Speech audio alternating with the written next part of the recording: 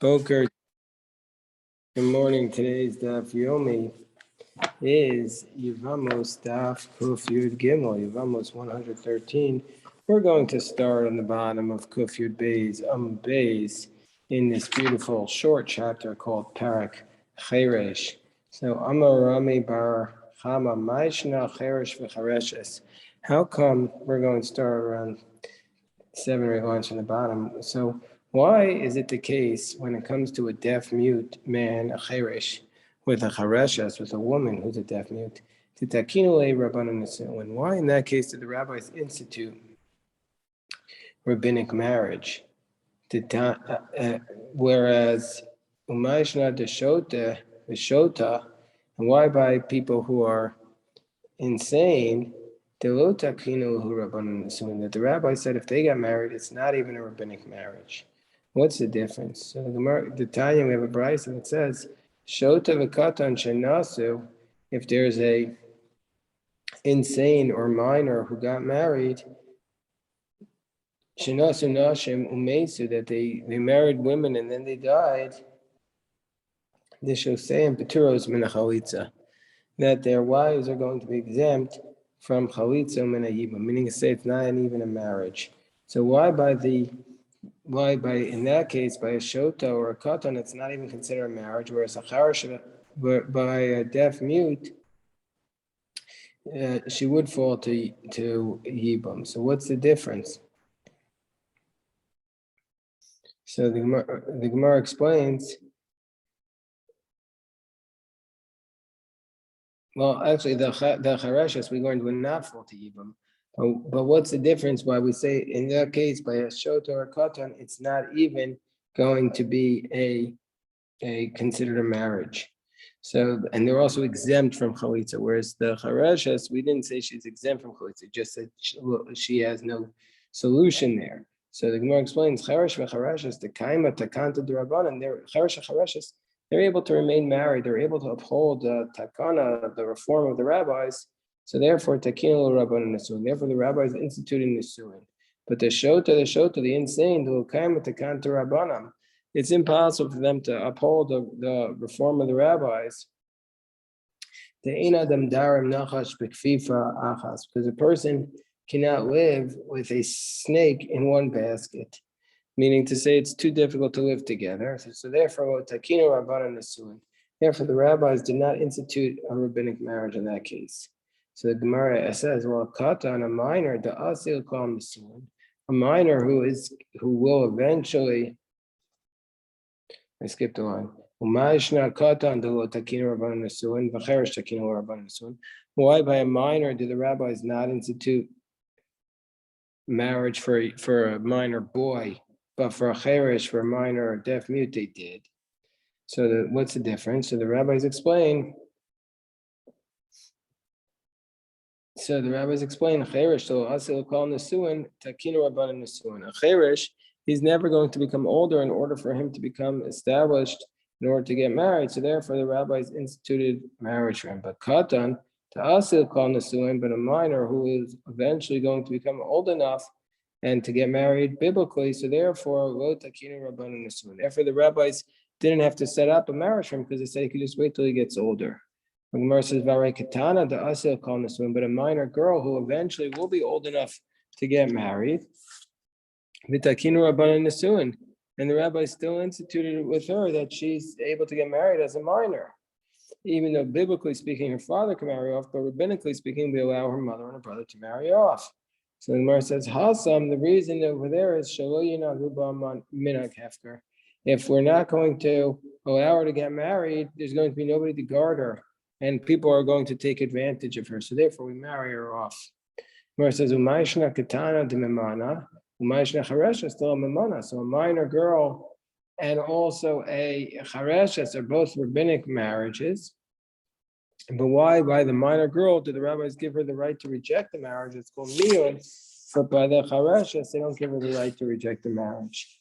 The Gemara explains, well, the imkain, because we're worried if the deaf mute will have the right to reject the marriage, because people will not marry her. They'll be afraid to marry her because they'll say, "Oh, she can always reject the marriage, and so therefore it's not a good relationship. She could just always reject it." Whereas by the minor, there's a limit to the point where she can reject it to only until she's 12.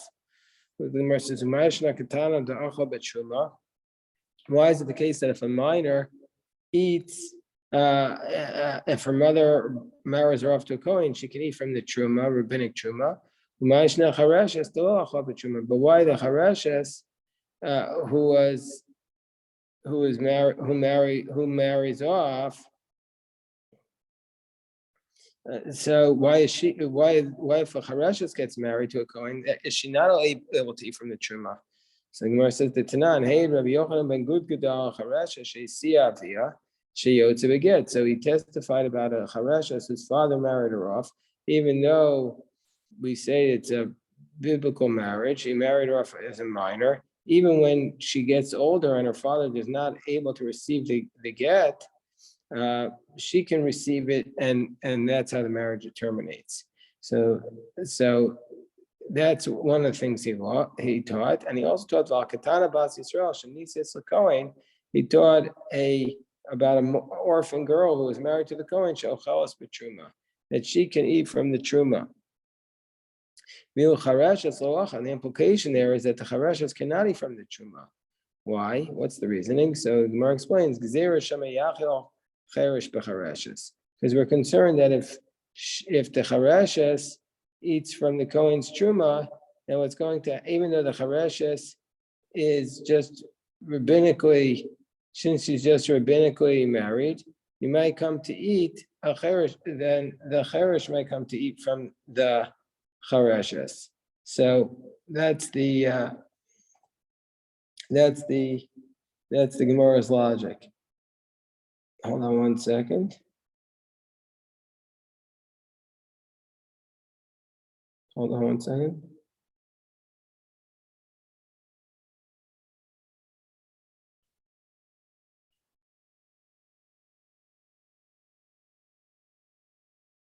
So the Gemara asks, well, what's the difference? If the Cheresh wants to eat, either from the Bikechas or from the Cheresh, let her eat. Or Katan Ochel Navelos, who that she, so he's a minor eating the Navelos, and so that's not a problem. A minor is not prohibited, biblically speaking, from eating the truma. So Gemara says no. So we're worried that the cheresh will give it to the pikechas, and the pikechas is not allowed to eat truma because she's a sound mind. Gemara says the cheresh pikechas nami lecha b'truma d'Rabbanan. We'll let the cheresh give it to the pikechas. Let her eat the truma rabbinically. They're married rabbinically. Let her eat the truma rabbinically. Gemara says no. Gzera dama asi lecha b'truma d'Oraisa. No, we're worried that she might then come to eat from the biblical truma. Why in the case of a katana, of a minor girl, do we say that she, when she gets married by her mother and her brother, she is entitled to a ksuba? Why in the case of this deaf mute does she not have a ksuba? Mara says, well, the im came in money because if we're going to demand that the Chareshes has a ksuba, what's going to happen is people will refrain from marrying her.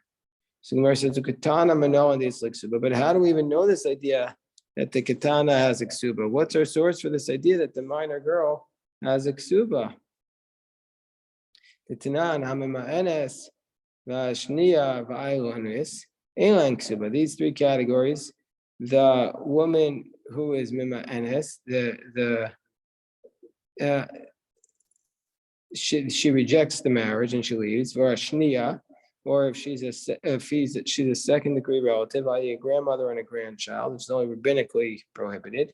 The ionis, this is the woman she hid the fact that she had some congenital condition that prevents her from having children. Elan ksuba, they're not entitled to a ksuba. Although yotze beget, but they're entitled, you have to give them a get to divorce it. not referring to the mamanis. The mamanis, I guess they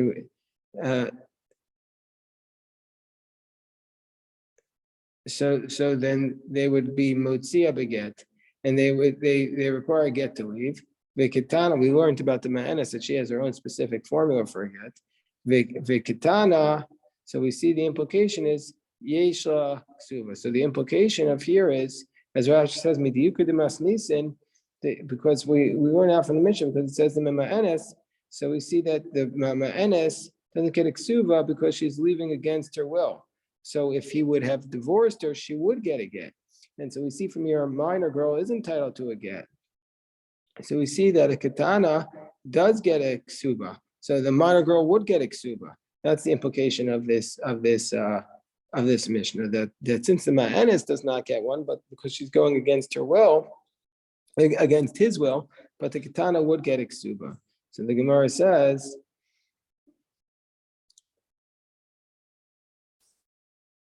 and how do we know that the chareshes does not get a ksuba? The Tanya, because we learned cheresh v'shota shenasu pikachos. Let's say you have a cheresh or the insane who married women of sound mind. Afal pishin is bakeach a cheresh v'nishtapeh shota. Even though the cheresh becomes smart and the shota becomes healed, ein lahem aleim klum. Then so we say that they can no longer make a claim for them to get ksuba. But if they want to remain with them, then yeshlam ksuba. Then they have to give them a ksuba. And if there's a person of sound mind who marries the charashes or the shota, I feel kasav wa mea mana ksuba kayemes. Even if he wrote her an enormous amount for the ksuba, it's the valid ksuba. If he wants to give up his money, that's his right. So we see from here, time of the ratza, that's only because he wants to. Hello, ratza, ainla. But we see from here that if the bikech marries a chareshus, he's not required to give her the ksuba. Why? Then came in money because if they force the man to give the chareshus a ksuba, people would be reluctant to marry her. So the Gemara says, well, yachi pikechas l'cheresh with ksuba. Well, if it's the pikechas to the cheresh, we should require that he also has to give her a ksuba because the im came in money v'lomenaspi, because nobody's going to want to marry him. So we should require him to give a ksuba. The Gemara says no. It is a double standard because more than the man wants to get married, the woman wants to get married. And so therefore the woman who's pikechas will marry the chayresh and we don't have to give her a ksuba, but the man won't marry the chareshes if he has to give her a ksuba. So the Gemara says, there was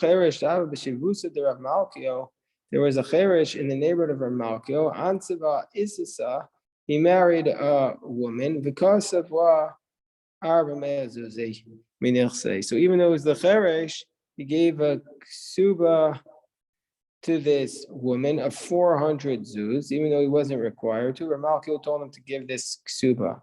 The Gabba Rabba Rav Malkio was a Gabba Rabba. He must have been a great man. He said,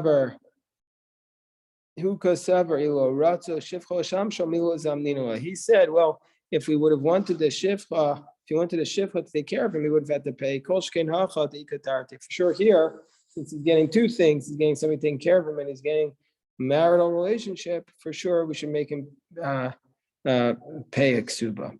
If you have the wife of a cheresh, somebody sleeps with her, adultery, you don't have to bring, because we're not sure if it's a vow of marriage or not biblically. So you don't have to bring the korban asham toeh, which you would typically bring about a situation which you're not sure. So that's the teaching of Shmuel, because it says it's for sure not a marriage. He says, Ein lo shum kinyan min Torah. Vade, there's certainly no kinyan from the Torah. Gemara says, Lema Messiah, Baruch Atah V'Nocham Shakol Nidro. Let's bring a proof for Shmuel's position from the following. Chamisha lo Yisromo, it says in the Mishnah in Trumos, which we were doing just recently in the Mishnah Yomi, with Benedict Roth at 5 p.m. every day. It says Chamisha lo Yisromo, there are 5 people who their truma is not valid. They shouldn't take the truma. If they do, it's not valid. The shota, the katan. So we see the cherish is not even valid. Then the shota, the minor. Somebody who takes truma that's not his, from possessions that's not his. An idolater takes the truma. All these cases ain't truma or truma. So we see maybe Shmuel, who says that you don't have to bring a Asham Torah if you sleep with a Eishes Cheresh, must be that he holds like this mission Trumos. And Gemara says, no, it's not necessarily the case. It's possible. Uda Amar Rabbi Elazar. It's possible that Shmuel holds like Rabbi Elazar. The Tanya Rabbi Yitzchak Amar Rabbi Elazar. Trumas Cheresh lo teitzel chulim mnei shu safek mnei shu safek. So Rabbi Elazar says that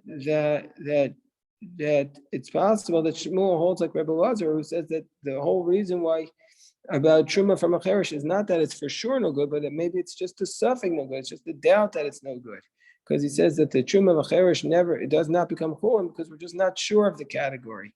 So Gemara says no. Rebbe Lazar, Hashem Tali no. If he holds like Rebbe Lazar that we're just not sure about it, well, then you should have to bring at least an Asham Toloi, because you're not sure if you're violation. Gemara says no. According to Rebbe Lazar, Ba'inan Chaticha Mishtei. The Gemara says no. Shmuel is going to be in the position, Ba'inan Chaticha Mishtei Chatichos. In order to be liable for an Asham Toloi, it has to be a type of situation where you have two pieces of meat and you ate one of those pieces and you're not sure which one you ate, but not that you're not sure if there's one piece of meat where there are two pieces of meat, and one of them is kosher and one's non-kosher, and you ate one of them, but you're not sure if you ate the kosher or the non-kosher. But not that there's one piece of meat in front of you, and you ate that one piece of meat, and you're just not sure if that one piece is kosher. That's not the scenario. You need a chaticha mishtei chatichos. In this case, there's like one piece of meat because you're not sure if the cherish is considered able to make a kinyan or not. Mar says, "Me by Rebbe Lazar chaticha mishtei chatichos." Does Rebbe Lazar really require one piece from two pieces of meat? But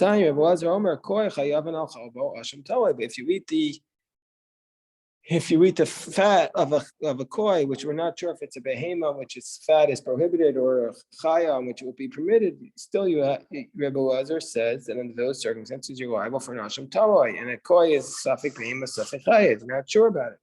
Where says Shmuel Savak Rebbe Lazar Achadu Poligol Ebachada. He holds like Rebbe Lazar that the cherish is a suffix truma, but he argues with him. He says it's not a case where you'd have to bring in asham taloi. He could alternatively Amar of Chia Barashi Amar Shmuel Eishes Cherish Chayavan Ala asham taloi. That Shmuel says no, you do have to bring in asham taloi. And Meisvei, what about this case of Chamisha Lo Yisrael? Why do you have to bring in asham taloi? We just said that from the Mishnah and Truma, the cherish is not capable of making a tying. So several like Rebbe Lazar. He says he holds like Rebbe Lazar, and in this case, it's like the case of the koi, and so therefore the cherish has you bring in asham toai if you sleep with his wife. So the Gemara says, Rav Ashi, my time with Rebbe Lazar. What's the reasoning why Rebbe Lazar says that the wife of a cherish you have to bring a asham taloi? Because mivsha pshitue de charish daita kalishta. So he says because it's so clear to him.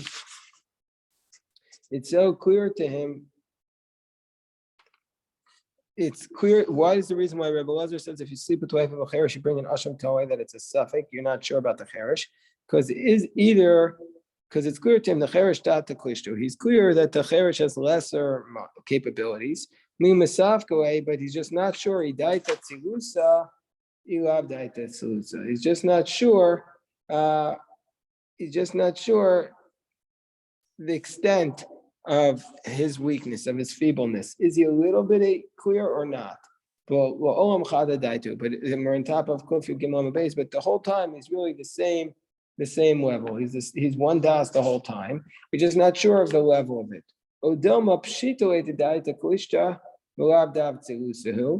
Or maybe it's clear that his mind is feeble and he never has a clear mind. But what's the reason why he says I'm not sure? Because sometimes he has moments of tremendous clarity. Sometimes he's well, and sometimes he's a shota. Sometimes he's well. and sometimes he's a shota, and under those circumstances, and that's why he has to bring a asham toa if you sleep with the cherish's wife, because the cherish is sometimes the moments of clarity. So we're not sure of the relationship. And then Gemara says, what's the difference between the two approaches? Well, how does the cherish divorce his wife? If you want to say he's always at the same lower level of mental capabilities. Kikidushin, Kachirushin. Well, the same way he betrothed her, that's how he does the divorce. It's the same level he took her in, same way he sends her out. The Amris itim cholam itim shotim. And if you want to say that sometimes he's well and sometimes he's not, well, if that's the case, Kedushin Matzi Mekadesh, we're going to have to be concerned that maybe it was a valid betrothal, maybe he got her in a moment of clarity. But Girushin will Matzi Megarish, but then we never can be sure when he has his moment of clarity to be able to divorce her, so he can never divorce her. So what's the law taker? We don't know under those circumstances. So usually teku is like a little bit of a far-fetched scenario, but in this case, you can imagine such a situation. How does he do a divorce? So that's the question here. So it's teku about a real life situation. And we said, biblically speaking, an insane woman is able to be divorced. Just because just like a pikachas, a woman of sound mind could be divorced again through also too could the shota. So why did the rabbi say that she can't be divorced? Where you divorce the woman who's not of sound mind, she's going to be wandering around the streets and she's going to be taken advantage of. So therefore, the rabbis instituted that you can't divorce a woman who's not of sound mind and insane. Well, the Gemara says, what is the scenario we're talking about? If we're talking about a woman who knows how to guard her get and she knows how to protect herself, that's obviously not the case, because then people won't be taking advantage of her. But if she doesn't know how to watch either the get or herself, and Dvar Torah Shota Miskareshes, would she really be able to be divorced, biblically speaking? He put it in her hands. She has to have some way, she has to be capable of receiving it. She needs to be capable of having a hand to receive the get, otherwise not a divorce biblically. She's sent out, somebody who's sent out but is not capable of returning. But if someone is sent out and comes back, that is indeed a case of where she is not divorced, because biblically speaking, she's not divorced. So what are we talking about here? So says, no, we're talking about a case woman knows how to receive the get, but if she doesn't, she could keep a hold of the get, but she doesn't know how to protect herself from the people in the streets. Biblically speaking, she's divorced. Because biblically speaking, she's divorced because she knows how to watch her get. But Rabbi said, don't divorce her. Rabbis were concerned that that she would be treated improperly. And Amar Abaye, because it said, we can infer this from our mission, because it says that if she's insane, you can't divorce her. The Gabe Dide, which implies just rabbinically. Gabe Dide, but with respect to the man, it says, well, Yotzi Olamis, he's never allowed to divorce if he's insane. That's why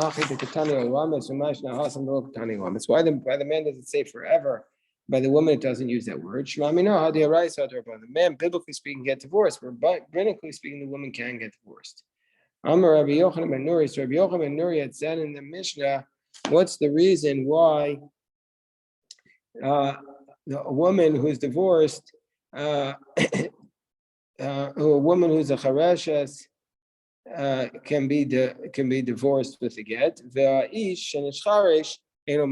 a man who's a deaf mute cannot divorce. So Rabbi Yochanan ben Nuri challenged the rabbis by asking that. So the Gemara says, what's really Rabbi Yochanan ben Nuri been asking about? Rabbi Yochanan ben Nuri ish pshitale, was it obvious to him that the man can't divorce if he's a cherish? The isha coming by, and he's asking, why is the woman able to be divorced? Maybe he was certain that the woman can be divorced, and he was questioning why the man can't divorce. Tashma, so the Gemara says, from the fact that he responded, you can't compare the man who does a divorce to the woman who is divorced, because the woman can be divorced against her will, and the man can only divorce willingly. From the fact that the man is mentioned first, we see that what was really bothering Rabbi Yochanan ben Nuri was the man. Why is the man unable to divorce? Why is the Cheresh, who's a man, unable to do a divorce? Versus Adarab, and the fact that the rabbis answered this one is like the other one, is referring to the other case of a woman, meaning to say there's referring to this pikeches, this woman who became divorced, is similar to the case of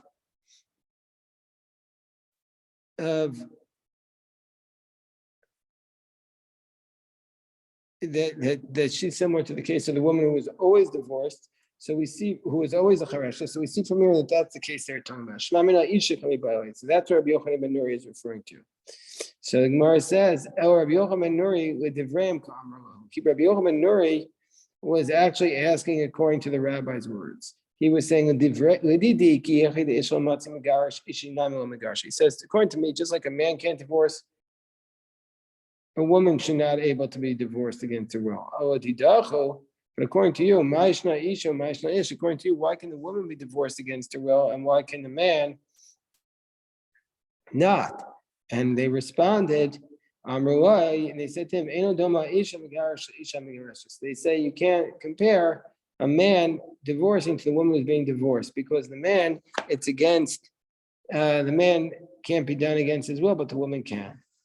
So now, hey, Rabbi Yochanan ben Gudgada, the Rabbi Yochanan ben Gudgada testified about a chareshes, a minor girl whose father married her off, that the kedushin is valid, and that she's divorced with a get, because she doesn't need to have sound mind there.